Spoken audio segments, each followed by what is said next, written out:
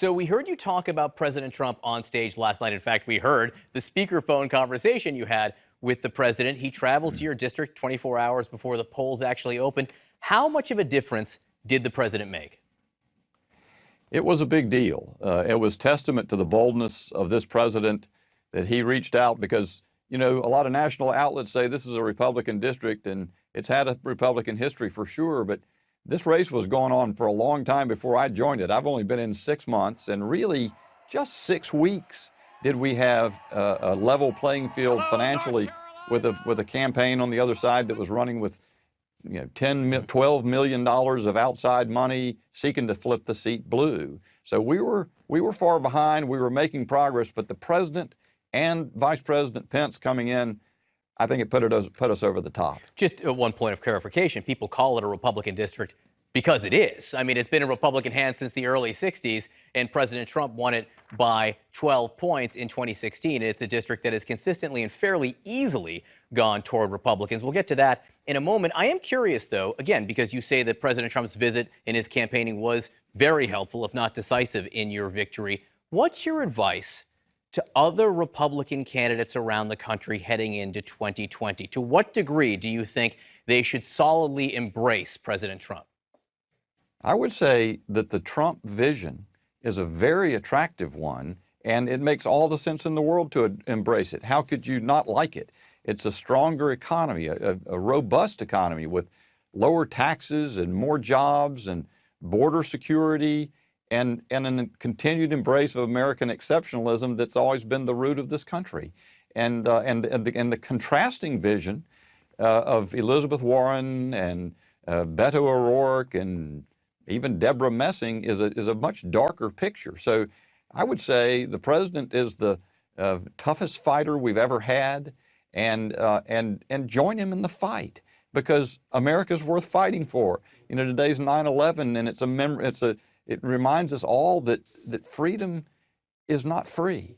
And he's fighting for that freedom. He's fighting for common sense solutions for Americans. And I'm all in. John Bolton, the firing came via Twitter. As President Trump announced today, he informed his national security advisor his services are no longer needed at the White House. But in a surreal moment 12 minutes later, Bolton denied he was fired, tweeting, "I offered to resign last night, and President Trump said, let's talk tomorrow." Bolton was seen by CNN cameras outside the West Wing this morning, after sources said he got into a bitter disagreement with Trump the night before. The alternative was the White House, and you wouldn't have been happy with that either. They argued over the president's decision to host Taliban leaders at Camp David, a meeting Trump later canceled. John Bolton's priorities and policies just don't line up with the president's. Bolton's pushback to inviting the Taliban on U.S. soil and allegedly telling reporters about his feelings after may have been the last straw, with one source telling CNN the leaking is what got him.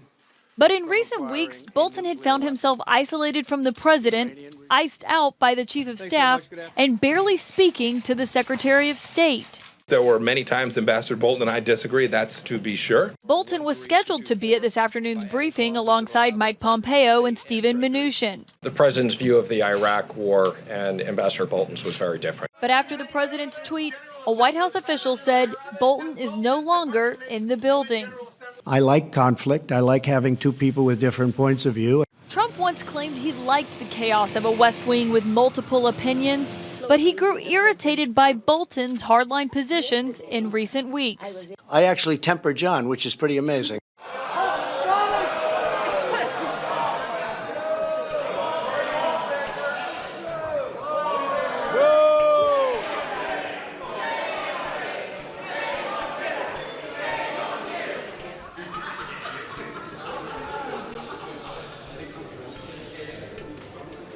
And to also declare the prorogation of Parliament, desire the presence of this honourable House.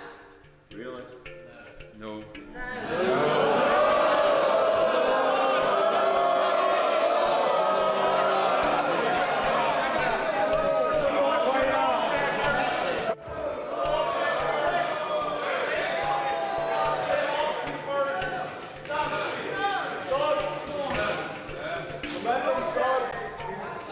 This is not, however, a normal prorogation. It is not typical. It is not standard. It's one of the longest for decades, and it represents, not just in the minds of many colleagues, but huge numbers of people outside, an act of executive fiat. Mr. Stewart, if you don't like it, you're perfectly entitled to your view. I couldn't give a flying flamingo what your view is.